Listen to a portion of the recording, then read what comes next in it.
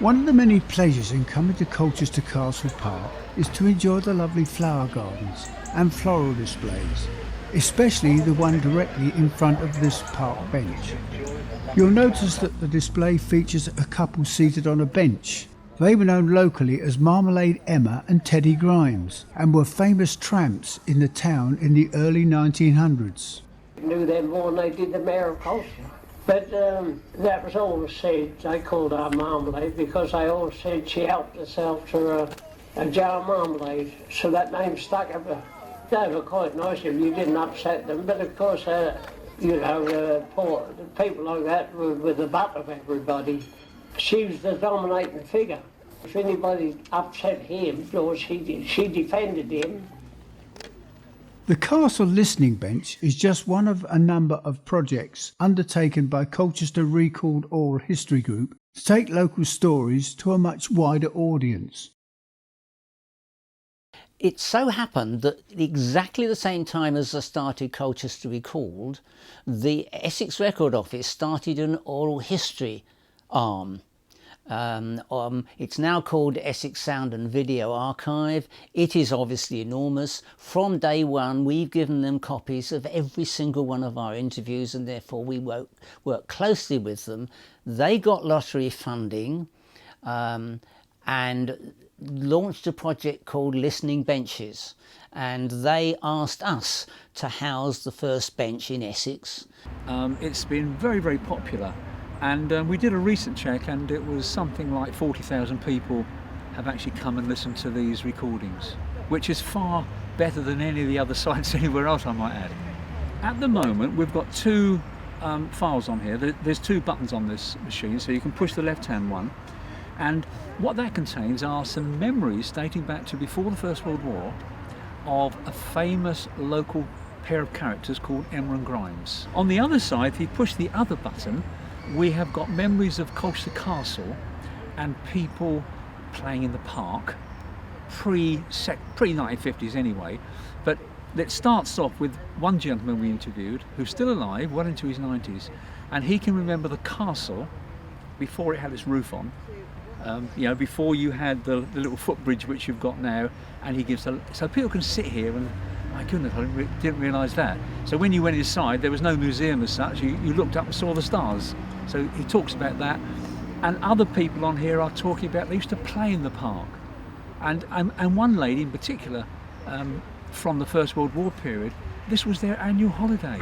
So where we go on holiday abroad now, their holiday, if they were lucky, was 2 or 3 days in the park. Mum would bring all the kids and they'd have a picnic, and that was it. They were happy. Local historian Andrew Phillips started Colchester Recalled Oral History Group in the late 1980s, since when volunteers have recorded more than 3,500 hours of people's memories. Well, I was doing a evening class at the Colchester Institute on Colchester history, and when we came to the 20th century, I said to the group, well, you live here, I'm an immigrant, I'm not going to tell you the history, I'm going to bring along some people who've lived through it. And I headhunted a number of people who I was already knew fairly well to come along as a sort of forum. One of them was Harvey Benham, who owned and ran the local press. And afterwards he said to me, of course, that's not real oral history, we were all showing off. And I subsequently wrote an article for a magazine jokingly about doing oral history, and I had a phone call which said, are you serious about this, and would you like some money? And of course it all led back to Harvey Benham, the newspaper man. And I ran another evening class on oral history, and that morphed into Colchester Recalled. With the money we employed a university bloke to do some interviewing, and that's how our archive begins. The archive got bigger and bigger and bigger. We had to have it properly index. So from day one we had an archivist who was a retired librarian who set up a card index, and we gave every tape a number and so on. Now that is a vast digital spreadsheet because the archive is enormous. We have over 1,700 people recorded, and you can't even start to access that or listen to it all. To listen to the entire archive would take you about a year and a half doing nothing else except sleep.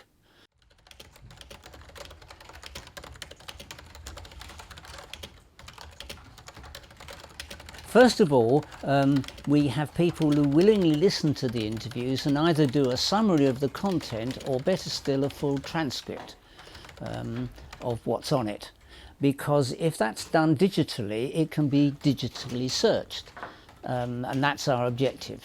So we start off with an interview which has a number, and then we have a summary of it which can be word searched on a computer, and finally a summary of that summary goes onto a spreadsheet so that you can log on, you can key in, oh I don't know, Colchester Royal Grammar School, and you can find all the people interviewed who went to Colchester Royal Grammar School. I think it started about 1988, and I started within that year, but not right at the very beginning. At that time, I was very much involved in local history. I was training to become a tourist guide at that time. I got to know Andrew Phillips, who was the man who kind of really kick-started this off. And I suppose it was at Andrew's invitation, possibly, that I sort of went along to the meetings and got very, very involved. And I got very involved, and over the years, particularly during the 1990s, was when we did a lot of our recordings with people who were late Victorians or born in the Edwardian years. I mean, we're so glad we did them. But over the years, I'm still very much involved. I'm the secretary of the group at the moment.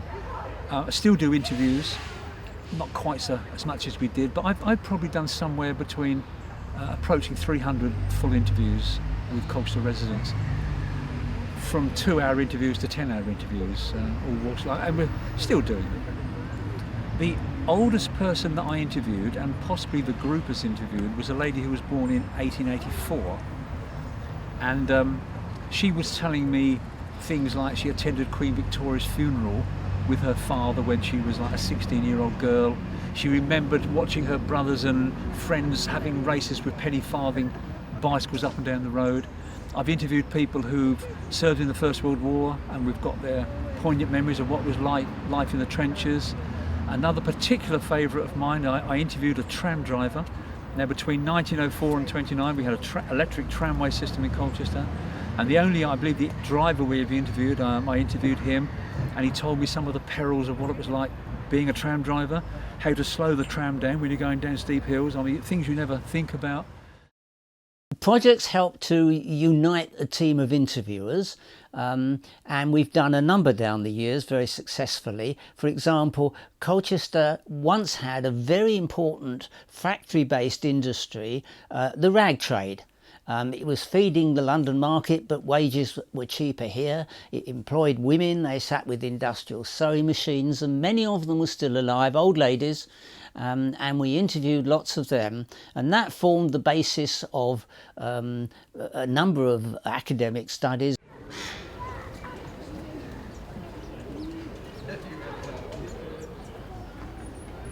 We had a marvellous office in the museum accommodation near the castle in Colchester, but that has been declared unsuitable, and we've moved it to the main library of the university. And I know for a fact that lots of the undergraduate students working on their projects in the past and continue to make good use of our archive. And if they don't listen to the actual interviews, which they could do, they certainly refer to the summaries, the transcripts, if you like, that we provided. Information in, and then they can go to these hard copies and actually find the detail of the things that they've done. Because unless you've got a shortcut, it's very hard with all of this to find where things are. And they can read the short description. Now that short description can be word searched. Yeah. So you could key in Zeppelin and it will take a few minutes and it will produce every single short description which says Zeppelin. Well, with these short descriptions that Rob was describing, and when you can actually search for every single interview which uses the word Zeppelin, when we've got all these hard copies with every single word on an interview, I don't know how many pages there are there, 20 odd? But the other thing is, of course, researchers can access this, because your eye can scan over a written copy quicker than listening to that entire audio. But that is the last resort. So you can look at a short description, go to the full transcript, realise you like it, and then listen to the real interview. And it'll be a series of interlocking, and that's the final, objective of where we're going. And we'll be ahead of pretty well all the oral history archives that I'm aware of, which are just district-based. I mean, the British Library got better facilities and so on, but for a regional, local archive, that's the ultimate. And we get lots of references in their works. They'll reference the Colchester Recalled Oral History Society, for example, where they've got their information. Even in such big works as the Victoria County History, academics make use of what Colchester Recalled has achieved. Some of the earliest recordings were undertaken by the newspaper man Harvey Benham. He preferred to interview folk using a reel-to-reel tape recorder, although most of his colleagues generally favoured less bulky audio cassette machines. Today, digital recorders are widely used. He interviewed a man who'd sailed in one of those great old smacks, fishing smacks that came out of Mersey, and he actually sailed to Iceland fishing, and he describes how they spent Christmas in Iceland in Jubilee year, and that was 1887. Yes. I think, what was it like down at Iceland? Well, it was... Pretty rough life, I expect. Well, it was fairly good. The Jubilee year, we were blocked in the ice for 9 weeks in one harbour, Sealystower. We were... There was no communication with us, with England, not then, because they hadn't got no cable aid until it was late after we came away from there. And the funny thing, the cable was run into Sealystower where we were blocked in, because that was a beautiful harbour and a church there and the two like little villages. Yeah. We've got an eyewitness story from the Colchester earthquake of 1884. Mother told me about it. Her brother was going from one end of the village to the other, and there was a short path past the church through the graveyard, and when he got halfway through, he thought he wobbled and he had a job to keep to his feet, and he wondered what was happening. And then he was terribly frightened because the gravestones, some of them stood up and some of them bent forward and some of them went right forward, and of course he thought it was the last day. And he scrambled along, and when he got a little further to the rectory, that had chimney pots off, and then the penny dropped and he guessed it was an earthquake. History is disappearing every hour as the generations pass. We've got lots of people describing the First World War, being literally in the trenches, literally involved in bayonet fights. It's terrifying stuff. And now, over the horizon go the generation who fought in the Second World War. And we actually did a project for Essex County Council at the 50th anniversary at the end of the Second World War. And we're very proud of it because we've got everything. We've got American bomber pilots, we've got German prisoners of war, we've got people from every known walk of life in Essex about life on the home front. And that could not be done now, but we've done it, and not just the edited highlights which are in that pack, but the full interviews are very, very telling. I interviewed a woman who was sitting at home. Her father put the kettle on. She was 8, and before the kettle boiled, the bomb fell. She blacked out. She never saw her home again. Both parents were killed. She had traumatic experience, rashes and goodness knows what afterwards. And we had to stop a couple of times because she was quite tearful.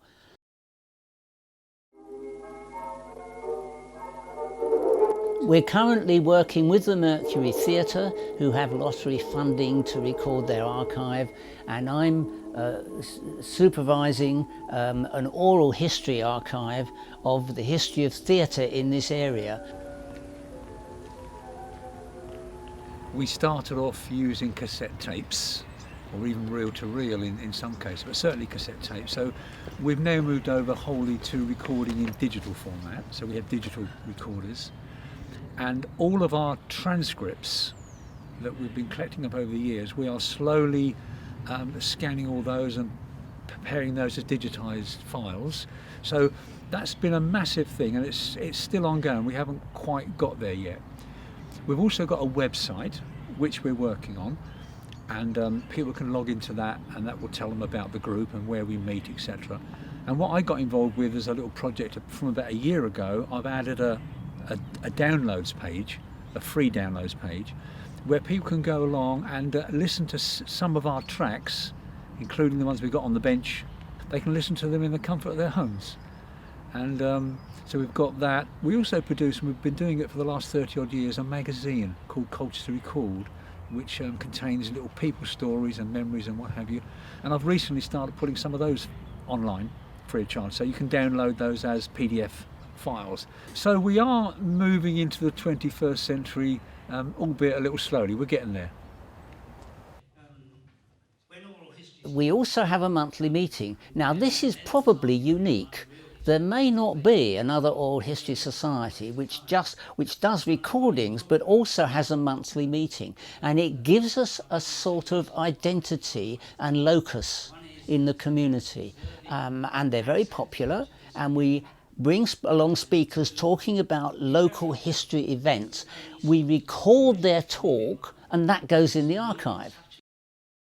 A major contributor to the oral history collection is retired consultant anaesthetist Dr. Fabrizio Casali. He became interested in recording people's stories while working at Colchester County Hospital.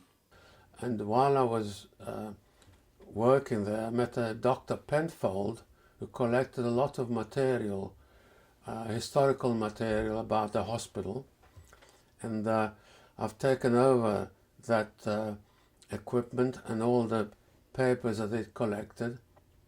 Well, I as soon as I've done the recording, I hand them over to Andrew Phillips, and what I try to do is to make a little note of what was said, so that there is a little record available for anybody who's going to transcribe the The enormous archive we've got on doctors and paramedicals and nurses, consultants, that's being used by a project as the Essex County Hospital in Colchester finally closes. Well, I think it's invaluable. I think it's something which nowadays one has the facilities of recording them and also maybe storing them better than in the past.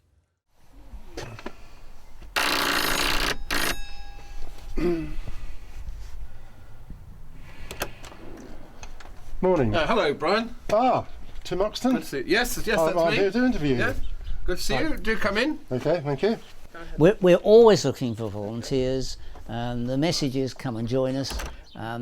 We try to make sure everybody enjoys what they're doing and owns what they're doing. He became managing director in 1946 when the then managing director retired, but he would have been probably deputy head, I think, of the ironworks. He was also the officer in charge of the Home Guard in Laodalahay.